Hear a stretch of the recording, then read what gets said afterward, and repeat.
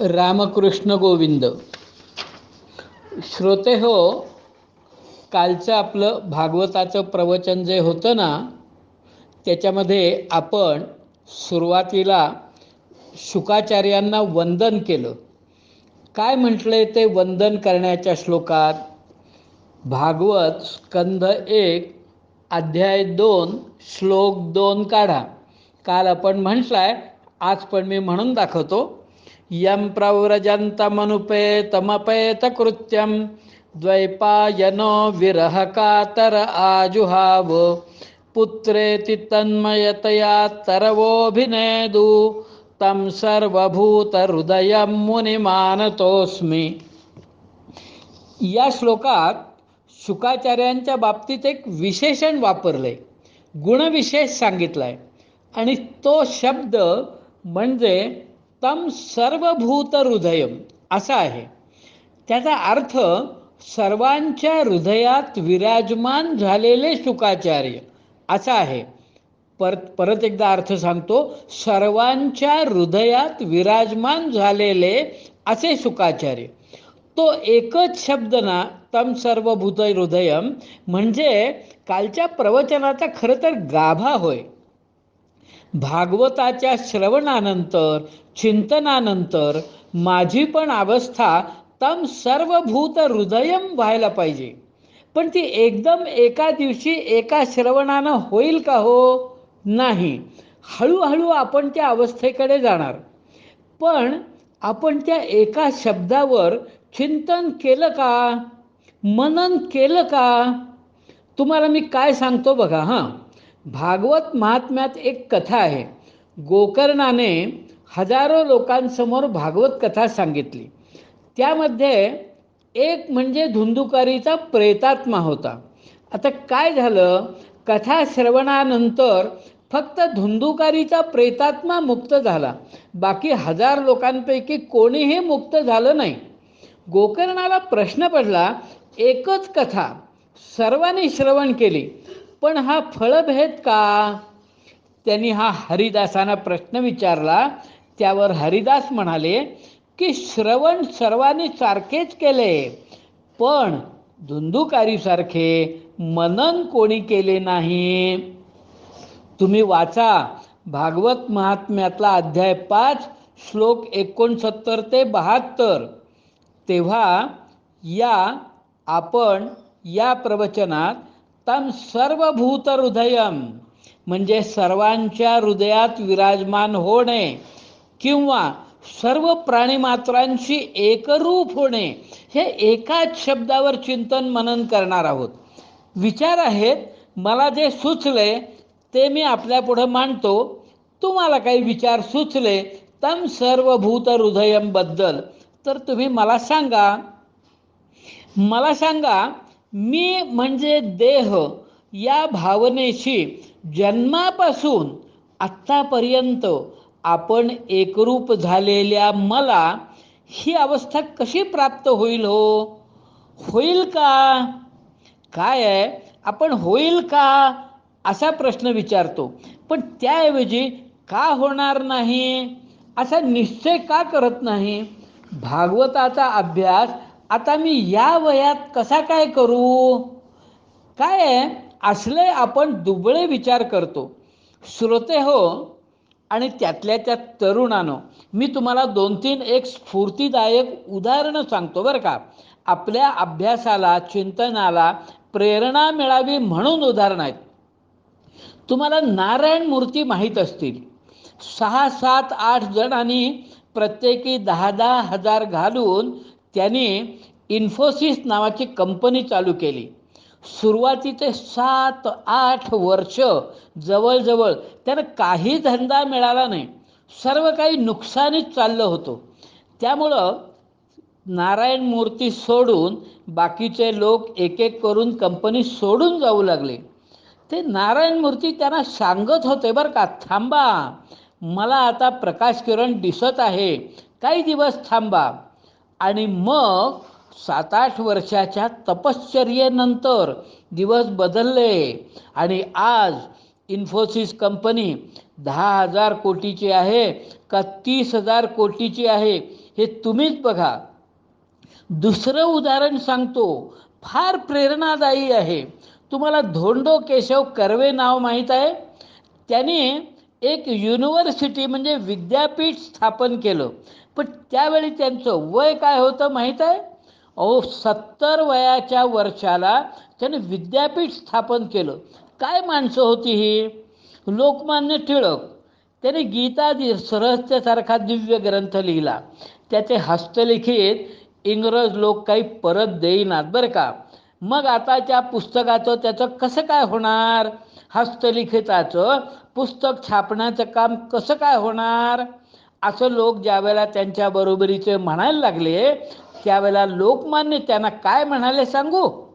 म्हणाले, हा गीता रहस्य ग्रंथ माझ्या डोक्यात आहे. मला जर राजकारणातून समाजकारणातून 2-3 महिन्याची उसंत मिळाली तर मी सिंहगडावर जाईन आणि तो ग्रंथ जसाच्या तसा परत काढून लिहून काढीन. आणि त्यावेळेला त्यांचं वय काय होतं? वय वर्ष 60. मी माझ्या वय वर्ष 60 वर्षी तो गीता रहस्य ग्रंथ विकत घेतला आणि वाचायचा प्रयत्न केला, डोक्यावरून गेला. असा हा दिव्य ग्रंथ.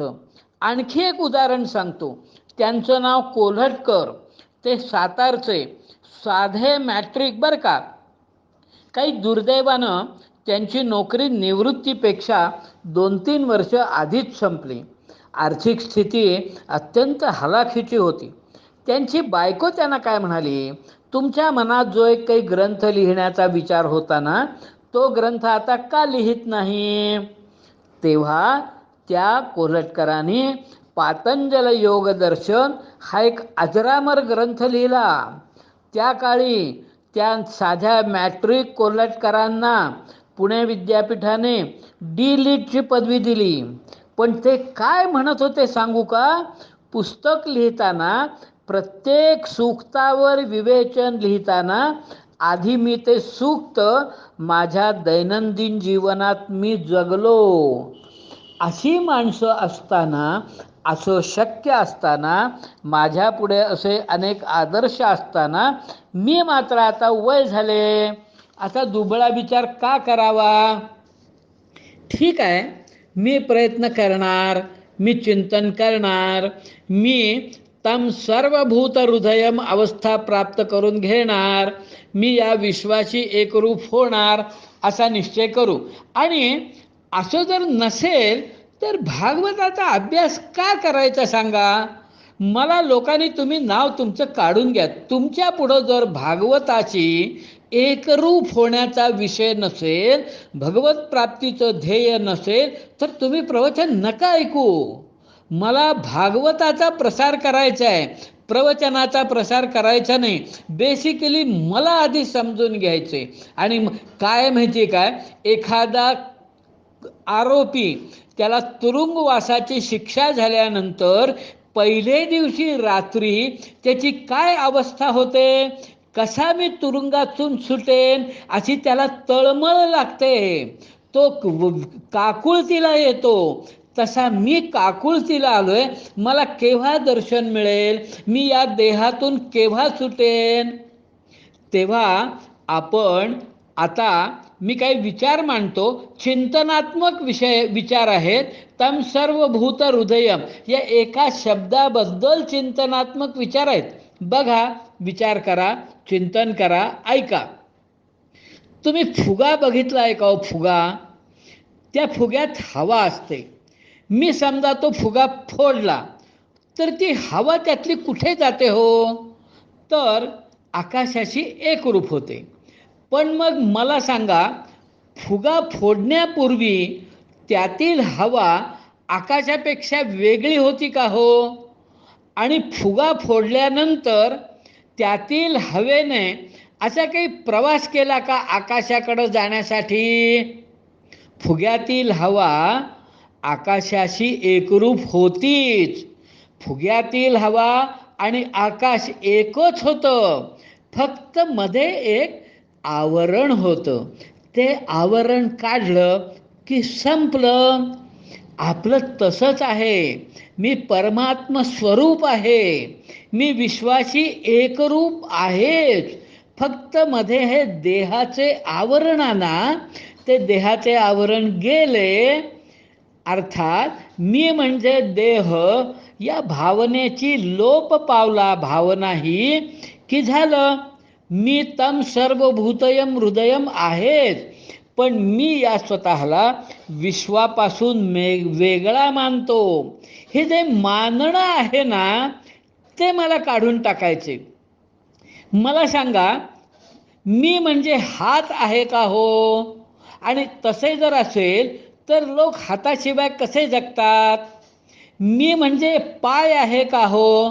डोळे आहे का हो? मी म्हणजे कान आहे का हो?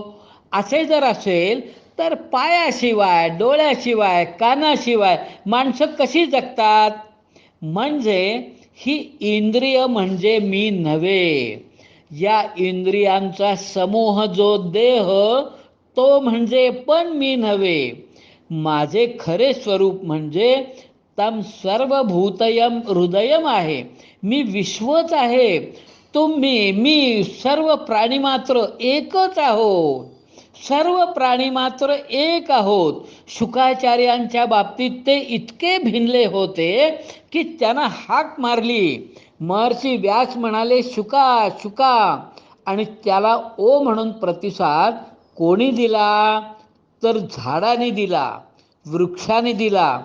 माझ्यावर, आपल्या प्रत्येकावर अन्यथा संस्कार फार दृढ झाले आहेत.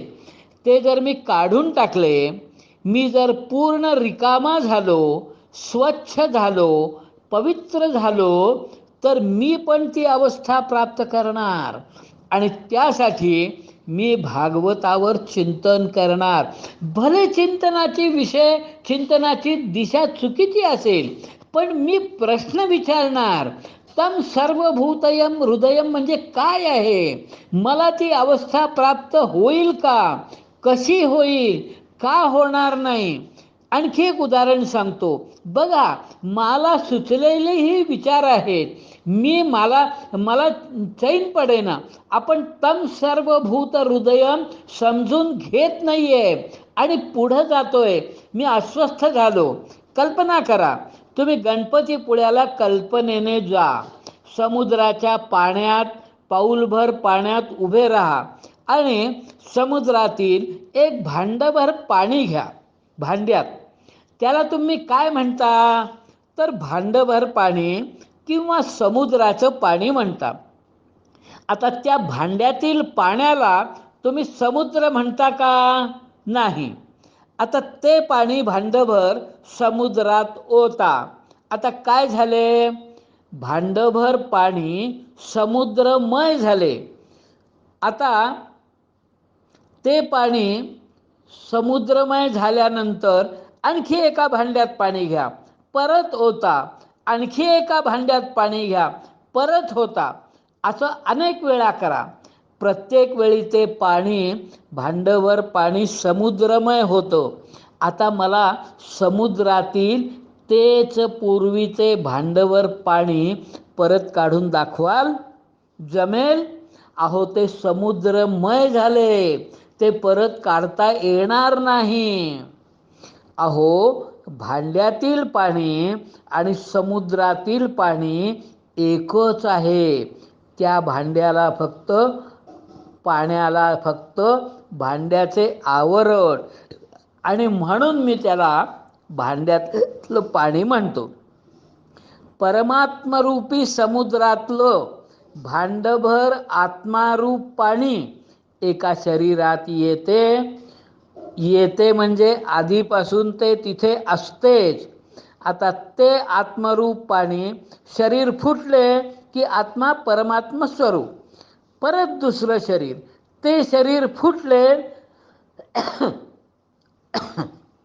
आत्मा परमात्म स्वरूप. असे अनेक शरीर धारण करण्याचा आणि ती शरीरे फुटण्याचा कारखाना चालू आहे. शरीरे अनेक आहेत, पण त्यातील आत्मा एकच आहे, तो म्हणजे परमात्मा. मी परमात्मा स्वरूप आहे, मी परमात्माच आहे. गोंधळ फक्त एका गोष्टीने होतो, मी परमात्मा असताना स्वतःला देह समजतो, मी समुद्र असताना स्वतःला भांडभर पाणी समजतो. आता हे मानणं जे आहे ते काढायला नको का? श्रोते हो, तुम्हाला मी एक फार हृदयस्पर्शी प्रसंग सांगतो. भीष्माचार्यांनी त्यावर भागवतात पहिल्या स्कंधात 9व्या अध्यायात एक स्तोत्र आहे. आपण ते विस्तृत बघणार आहोत, अगदी मनस्वीपणानं बघणार आहोत. पण भीष्माचार्यांनी देह सोडताना अंतिम क्षणी काय म्हणाले ते सांगू का? तुम्हाला मी श्लोक सांगतो. स्कंद पहिला अध्याय 9वा श्लोक 42वा काढा. 1:9-42.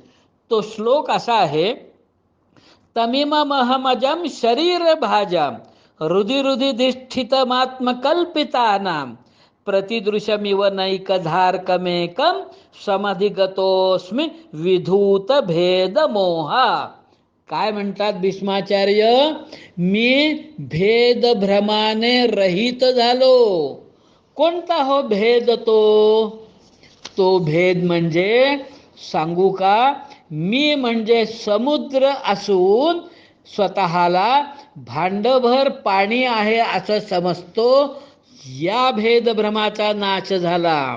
मी म्हणजे आकाश स्वरूप असून सुद्धा फुग्यातील हवा आहे असं स्वतःला समजतो, या भेदभ्रमाचा नाश झाला.